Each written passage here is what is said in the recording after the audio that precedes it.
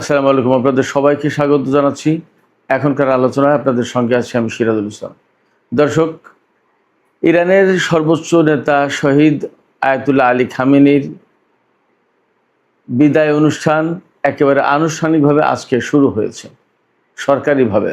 তো এই বিদায় অনুষ্ঠানে বিশ্বের 100টির বেশি দেশের মানুষ, গুরুত্বপূর্ণ নেতা, সরকারি কর্মকর্তা এসেছেন। তার ভিতরে রাশিয়ার জাতীয় নিরাপত্তা পরিষদের ডেপুটি চিফ অর্থাৎ প্রেসিডেন্ট পুতিনের পরে যার অবস্থান, তিনি হচ্ছেন দিমিত্রি মেদভেদেভ। তিনি এসেছেন ইরানের সর্বোচ্চ নেতার জানাজা ও বিদায় অনুষ্ঠানে। তিনি ইরানের গণমাধ্যমকে বলেছেন যে হরমুজ প্রণালী হচ্ছে ইরানের জন্য পরমাণু বোমার মতো শক্তিশালী একটা কিছু। মেদভেদেভ আসলে এই কথার ভেতর দিয়ে কী বোঝাতে চাইলেন? তিনি কি পরোক্ষভাবে হরমুজ প্রণালীর উপর ইরানের কর্তৃত্ব এবং ইরানের নিয়ন্ত্রণ আরোপকে বৈধতা দিলেন রাশিয়ার পক্ষ থেকে? এদিকে ইয়েমেনের সামরিক বাহিনীর পক্ষ থেকে গতকাল ব্রিগেডিয়ার জেনারেল ইয়াহিয়া সারি যে হুঁশিয়ারি দিয়েছিলেন সৌদি আরবকে, যে সৌদি আরব যদি আর কখনো ইয়েমেনের আকাশসীমা লঙ্ঘন করে তাহলে সৌদি আরবের উপর হামলা করবে ইয়েমেনরা। এই হুমকির জবাবে সৌদি জোটের মুখপাত্র তিনি বলেছেন, ইয়েমেন যদি এই রকম হুমকি দেয় তাহলে তার কঠোর জবাব দেয়া হবে। তাহলে এখানে প্রশ্ন আসছে যে আবার কি ইয়েমেন এবং সৌদি আরবের মধ্যকার সংঘাত শুরু হতে যাচ্ছে? যেখানে ইরানের বিমান অবতরণ করার পর আশা করা হচ্ছিল যে ইয়েমেনের উপর থেকে আকাশ অবরোধ হয়তো ভেঙে গেল, আর সেখানে নতুন করে আবার যুদ্ধের আশঙ্কা তৈরি হলো কিনা, সেই প্রশ্ন এখন বড় হয়ে দেখা দিয়েছে। এপাশে পাকিস্তানের প্রধানমন্ত্রী শাহবাজ শরীফ, তিনি ইরানের সর্বোচ্চ নেতার জানাজা অনুষ্ঠানে গিয়েছিলেন, শেষ বিদায়ের অনুষ্ঠানে। তিনি বলেছেন পাকিস্তান ইরানের পাশে আছে সমস্ত রকমের সংহতি এবং সহমর্মিতা নিয়ে। একই সাথে তিনি ইরানের সর্বোচ্চ নেতার প্রশংসা করে বলেছেন, শহীদ আয়াতুল্লাহ আলী খামেনির প্রশংসা করে বলেছেন যে তার জ্ঞান, প্রজ্ঞা এবং নেতৃত্ব বহু প্রজন্ম ধরে স্মরণ করা লাগবে, স্মরণ করা হবে। এটা কিন্তু অনেক বড় স্বীকৃতি, পাকিস্তানের প্রধানমন্ত্রী বলছেন। এপাশে এরদোগান আর এক গুরুত্বপূর্ণ কথা বলেছেন, যদিও তার কথায় অনেকে ভিন্নভাবে এখন অর্থ করে, তারপরেও তিনি বলেছেন যে যুদ্ধ পাগল বা যুদ্ধ মাতাল ইসরায়েলের রাজনৈতিক অস্তিত্ব টিকে আছে আঞ্চলিক সংঘাতের মধ্যে, অর্থাৎ আঞ্চলিক সংঘাত নেই, ইসরায়েলের অস্তিত্ব নেই। এরদোগানের এই কথাকে আসলে আমরা কিভাবে ব্যাখ্যা করতে পারি? সুপ্রিয় দর্শক, এখনকার আলোচনায় এই প্রসঙ্গগুলো নিয়ে আমি বিস্তারিত আলোচনা করার চেষ্টা করব। আশা করি আপনারা সঙ্গে থাকবেন, আর যদি ভিডিও ভালো লাগে তাহলে লাইক, কমেন্ট, শেয়ার করবেন এবং চ্যানেলটি সাবস্ক্রাইব করে সাথেই থাকবেন। দর্শক, চলুন আমরা মূল আলোচনায় চলে যাই। একেবারে শুরুতেই বলছিলাম যে রাশিয়ার জাতীয় নিরাপত্তা পরিষদের উপপ্রধান দিমিত্রি মেদভেদেভ ইরানে গেছেন। তিনি সেখানে ইরানের সর্বোচ্চ শহীদ নেতা আয়াতুল্লাহ আলী খামেনির জানাজা ও দাফন অনুষ্ঠানে যোগ দিতে এসেছেন। তিনি বলেছেন হরমুজ প্রণালী হচ্ছে ইরানের কাছে পরমাণু বোমার মতো শক্তিশালী একটা বস্তু। এইখানে প্রশ্ন আসছে যে কেন তিনি এই কথা বললেন। আমার কাছে যেটা মনে হয়েছে সেটা হচ্ছে এই যে দিমিত্রি মেদভেদেভ এই কথার ভেতর দিয়ে কিন্তু টেকনিক্যালি ইরানের নিয়ন্ত্রণে বা ইরানের মালিকানাধীন যে হরমুজ প্রণালী, এটাই তিনি বুঝিয়েছেন। সারা বিশ্বের কাছে রাশিয়ার পক্ষ থেকে তিনি এই বার্তা দিলেন যে রাশিয়া ইরানের প্রতি সমর্থন জানাচ্ছে যে হরমুজ প্রণালীর কন্ট্রোল ইরানের হাতে থাকবে এবং হরমুজ প্রণালীর উপর ইরানের কন্ট্রোল বৈধ, অর্থাৎ তারা এটা কন্ট্রোল করার অধিকার রাখে। ব্যাপারটা যদি তাই হয় তাহলে এটা ইরানের জন্য একটা বড় ধরনের সমর্থন এবং অর্জনও বটে। সমর্থন মানে হচ্ছে রাশিয়া ইরানের পাশে আছে, ঠিক আছে, হরমুজ প্রণালী ইরান কন্ট্রোল করবে। আর অর্জন হলো যখন রাশিয়ার মতো এরকম গুরুত্বপূর্ণ শক্তি, পরাশক্তি, তারা যদি স্বীকৃতি দেয় যে হ্যাঁ ইরান এই হরমুজ প্রণালী কন্ট্রোল করার অধিকার রাখে বা রাখবে বা আমরা সাপোর্ট করছি, তখন ইরানের জন্য সেটা এক্সট্রা একটা পাওয়ার হিসেবে গণ্য হয়, সেটা আলাদা রকমের শক্তি হিসেবে বিবেচিত হয়। সেক্ষেত্রে এটা অবশ্যই ইরানের জন্য একটা অর্জন। চীনের পক্ষ থেকে একেবারে সরাসরি কিছু বলা হয়নি, কিন্তু এটা বাস্তব যে চীন কিন্তু ইরানের নীতির সাথে একমত এবং ভিন্ন দিকে যাবে না। এই কারণে যে যখন হরমুজ প্রণালী ইরান কন্ট্রোল করার জন্য বন্ধ করে দিল যুদ্ধের ভেতরে, তখন কিন্তু চীন বলেনি যে ইরান ভাই তোমরা এই হরমুজ প্রণালী খুলে দাও। আমেরিকা যখন ব্লকের সৃষ্টি করলো তখন চীন বলেছে যে এই হরমুজ প্রণালী দিয়ে উন্মুক্তভাবে স্বাধীনভাবে চলাচল করার অধিকার সবার আছে।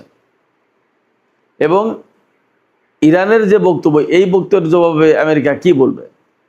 ইরানের বক্তব্যটা কি? ইরানের বক্তব্য হচ্ছে এই হরমুজ প্রণালী তার মালিকানাধীন জিনিস, এখানে আমেরিকার কি কাজ? বরং আমেরিকা এই অঞ্চলের কোনো দেশই না, এই অঞ্চলে হরমুজ প্রণালী কন্ট্রোল করবে ইরান এবং ওমান, আর বাদ বাকি প্রতিবেশী দেশ যারা এই পারস্য উপসাগরীয় এলাকার দেশ, তারা এই বিষয়টা নিয়ে ইরান এবং ওমানের সাথে আলাপ আলোচনা করবে, তারা আসলে কি করতে চাই, টোল দেবে কি দেবে না ইত্যাদি ইত্যাদি। কিন্তু আমেরিকা এখানে ডিসিশন মেকিং করবে, সিদ্ধান্ত তৈরি করবে, সিদ্ধান্ত নেবে। Who's America? আমেরিকাকে ইরানের কিন্তু এই প্রশ্ন, এবং ইরানের এই প্রশ্ন জবাবে আমেরিকার আসলে কিছু বলার নেই, করার নেই।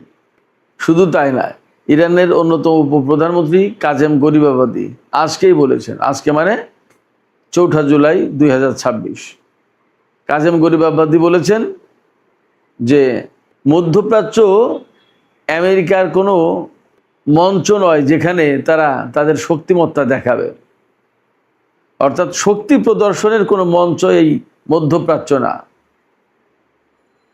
এই অঞ্চলে কতগুলো দেশ আছে, সেই সব দেশে মানুষ বসবাস করে, তাদের জীবনের মূল্য আছে, তাদের শান্তির, নিরাপত্তা এবং স্থিতিশীলতার প্রয়োজন আছে।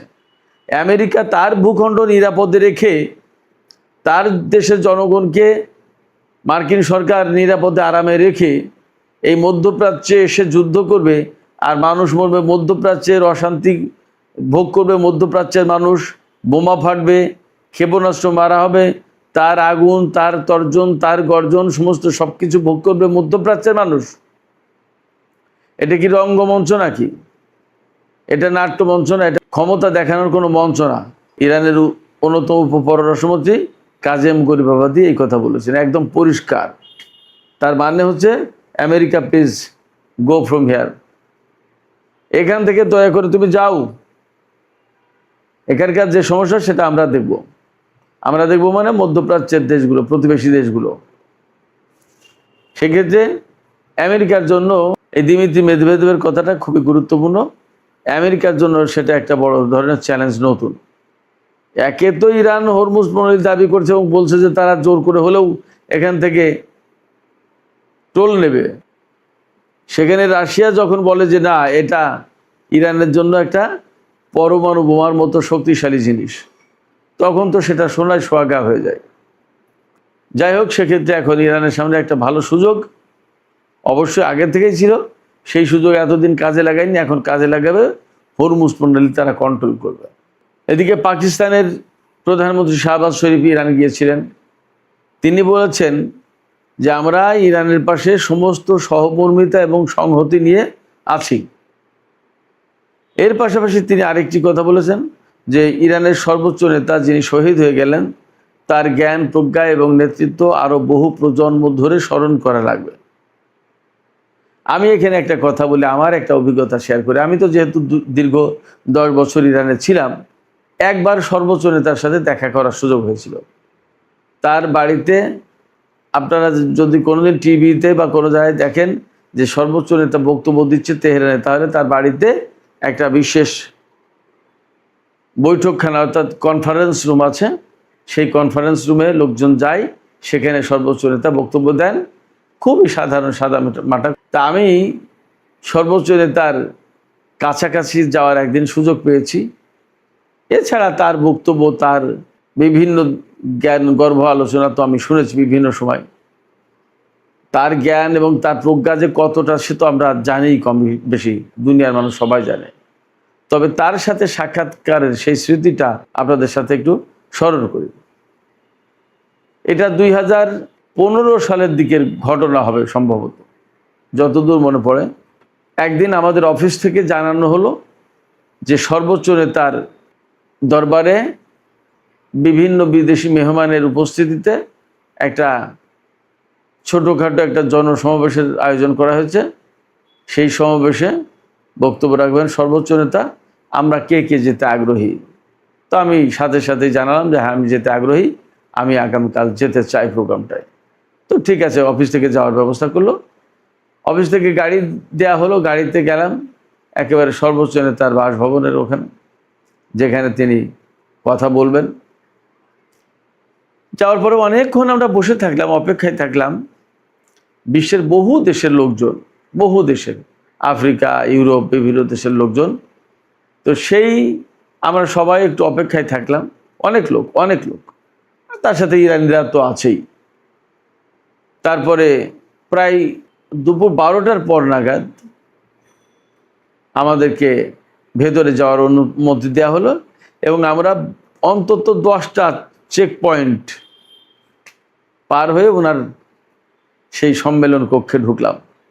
সম্মেলন কক্ষে ঢোকার আগে আমাদের জন্য প্রধানত আপ্যায়নের যে ব্যবস্থা ছিল সেটা হচ্ছে এই শরবত, কেক, চা, এই সমস্ত। তো এগুলো আমরা খেলাম।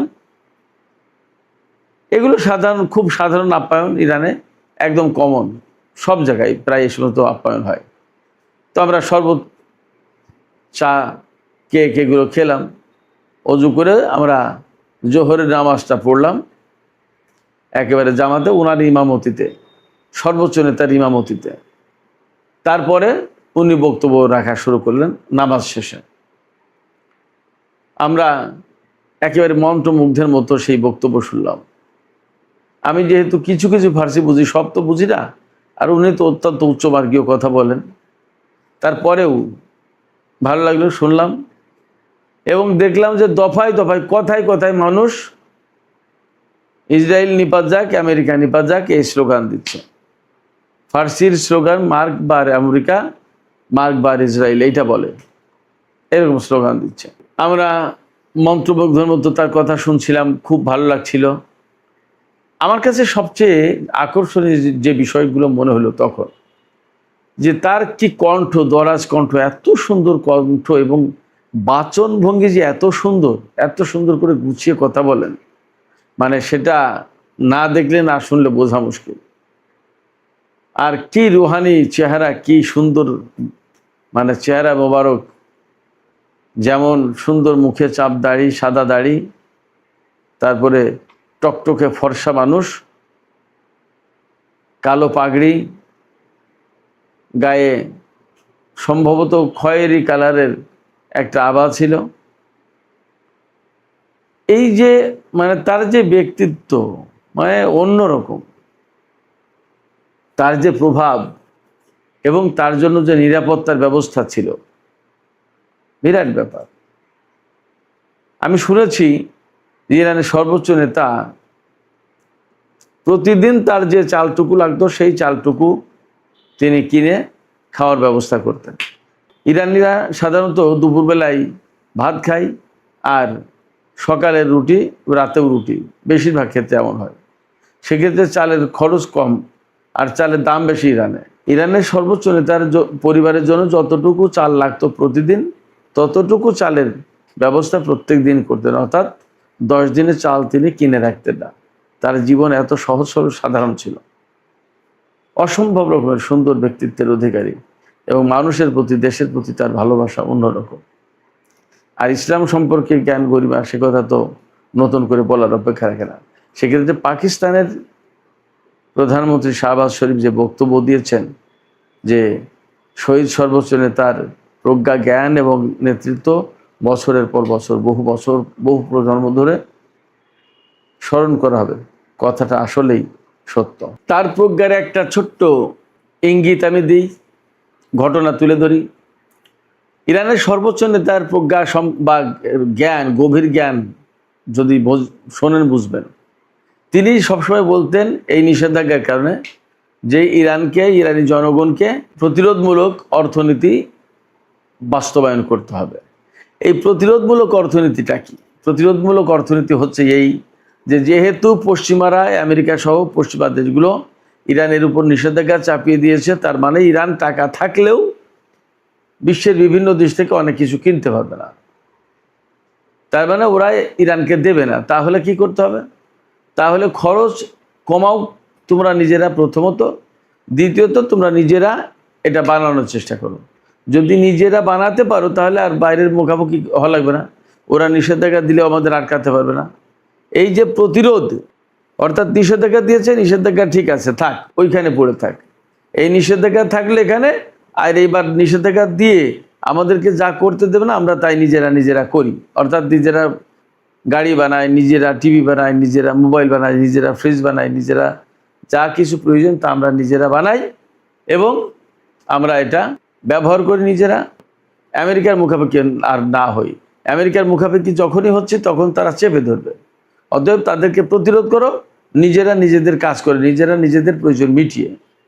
এই যে প্রতিরোধমূলক অর্থনীতি, এ কারণে ইরানের উপরে এত নিষেধাজ্ঞা দেওয়ার পরেও ইরান নিজেরাই নিজেদের মতো সব কিছু তৈরি করে নিতে পেরেছে। আর এর সুফল ভোগ করছে যুদ্ধ থেকে শুরু করে সব জায়গায়। সুপ্রিয় দর্শক, এখন একটু ইয়েমেন প্রসঙ্গে কথা বলি। ইয়েমেন প্রসঙ্গে যে কথা বলতে চাই সেটি হচ্ছে, গতকালকে একটা ভিডিও করেছিলাম, আজকেও করেছিলাম। বলেছি সেখানে যে ইরানের একটি বেসামরিক বিমান সানা আন্তর্জাতিক বিমানবন্দরে অবতরণ করে। যদিও সৌদি আরব যুদ্ধ বিমান পাঠিয়ে ইরানের বিমান নামতে দেবে না বলে বাধা দিয়েছিল, কিন্তু ইয়েমেনের সামরিক বাহিনী হুঁশিয়ারি দিয়েছে সৌদি আরব যদি এইরকমভাবে আর একবারও ইয়েমেনের আকাশসীমা লঙ্ঘন করে তাহলে সৌদি আরবের উপর হামলা চালানো হবে। এরপরে ইরানের বিমান যেহেতু সেখানে নেমেছে এবং সেখান থেকে যাত্রীদের নামিয়ে নতুন করে যাত্রী দিয়ে ফিরেছে ইরানে, তাতে ধারণা করা হচ্ছিল যে ইয়েমেনের উপর সৌদি জোটের যে নিষেধাজ্ঞা, হয়তো সেই নিষেধাজ্ঞা বা অবরোধ বানচাল হয়ে গেল। এখন সৌদি জোটের মুখপাত্র তুর্কি আল ফয়সাল মনে হয়, তিনি হুমকি দিয়েছেন যে ইয়েমেন যদি আর এইরকম একবার হুমকি দেয় তাহলে আমরা ইয়েমেনের উপর হামলা চালাবো। তা 2015 সালে হামলা চালিয়ে 2021 সাল পর্যন্ত তো আপনারা যুদ্ধ করেছেন। এই যুদ্ধ করার পরেও আপনারা তো ইয়েমেনকে পরাজিত করতে পারেননি। এখন আবার নতুন করে হুমকি দিচ্ছেন কোন কারণে? ইয়েমেন কি আগের চেয়ে দুর্বল? প্রশ্ন ওঠে না। সেক্ষেত্রে আগের চেয়ে যদি দুর্বল না হয় তাহলে আপনারা ইয়েমেনকে হুমকি দিচ্ছেন, ইয়েমেন কি আপনাদের হুমকির ভয় পায়? অহেতুক সৌদি আরব যদি এই ধরনের কথাবার্তা বলে তাহলে নতুন করে আর একটা সংঘাত কিন্তু শুরুর আশঙ্কা আছে। সেক্ষেত্রে সৌদি আরবকে এখানে অবশ্যই দায়িত্বশীলতার ভূমিকা পালন করতে হবে।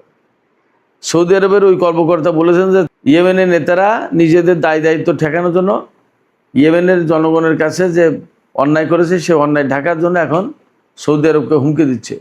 ইয়েমেনের নেতারা সেই দেশের জনগণের উপর কী অন্যায় করেছে?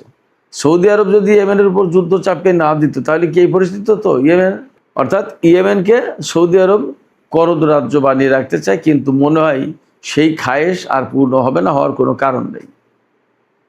সুপ্রিয় দর্শক, এখনকার আলোচনা এখানে শেষ করতে চাই। যাবার আগে আমি আপনাদের কাছে জানতে চাই, আপনারা কি মনে করেন সৌদি আরব যে হুমকি দিল যে ইয়েমেন যদি আর এইরকম কথা বলে তাহলে তারা ইয়েমেনের বিরুদ্ধে হামলা চালাবে, আসলে কি সৌদি আরব ইয়েমেনের উপর হামলা চালিয়ে পার পাবে? ইয়েমেন আগের চেয়ে তো দুর্বল না, তাহলে কি ইয়েমেন তাদেরকে ছেড়ে দেবে? আপনাদের কি মনে হয়? আপনাদের মতামত জানিয়ে কমেন্টে লিখতে পারেন। আর ভিডিও ভালো লাগলে লাইক, কমেন্ট, শেয়ার করবেন এবং চ্যানেলটি সাবস্ক্রাইব করে সাথেই থাকবেন। দর্শক, এখনকার মতো আলোচনা এখানেই শেষ করতে চাই। আপনারা সবাই অনেক অনেক ভালো থাকুন।